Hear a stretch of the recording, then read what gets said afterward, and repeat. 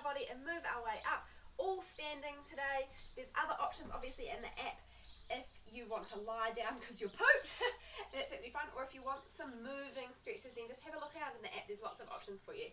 But we're going to start at the bottom, so we're going to start with our calves.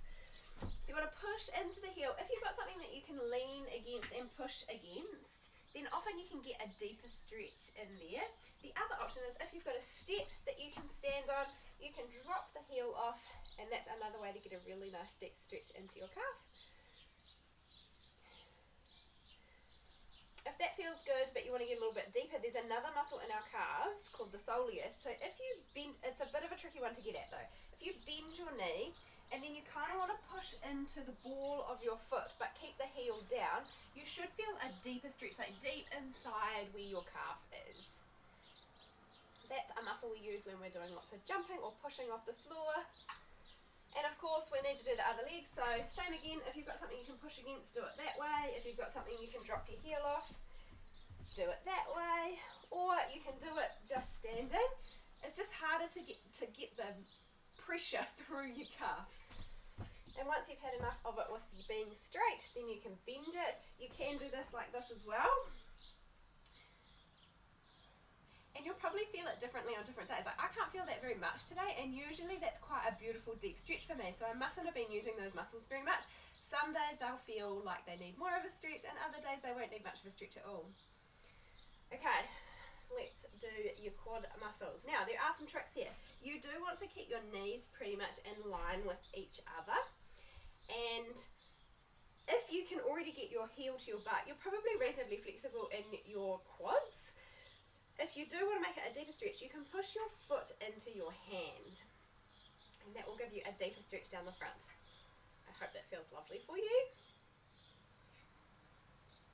And then when you're ready, of course, we're going to switch sides. Of course, you don't need to be holding on to anything, but if you need a little bit extra balance, if it's hard for you to grab your foot, you can kind of grab it at the front and then try and get it around, even if you've kind of got to come around the side and then try and get your knees closer together, whatever works for you.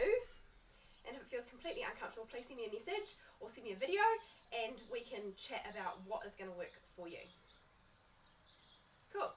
Right, so we're just going to do 2 legs at once for this one. So just a nice deep hamstring stretch. You can have your legs slightly bent, you can have them straight. Have a play around with what feels good for you, and of course just go as low as it feels good.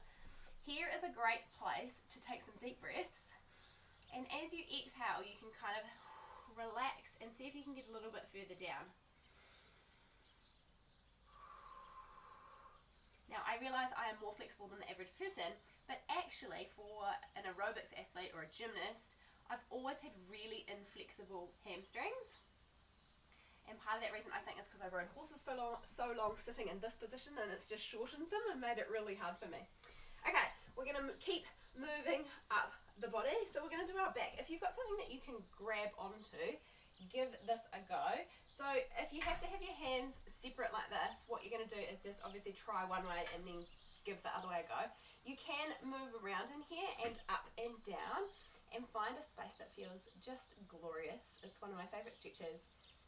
I do it with my one-on-one clients all the time, and I get a stretch too. It's really nice because we do it together. We hold hands. So that's something else. If you've got a partner hanging around that's not doing much, you can hold hands like this and then swap sides. Hold wrists is the best way to do it. So you're like grabbing like this, and then that feels lovely for both of you. How delightful. If you've got a wall that you can get to, pop your elbow higher than your shoulder, and then you're going to twist away so that you're opening out your chest. So you just use your body to twist away as much as that feels good.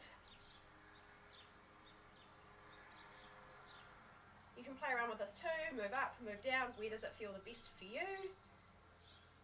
And then of course you're going to do the other side.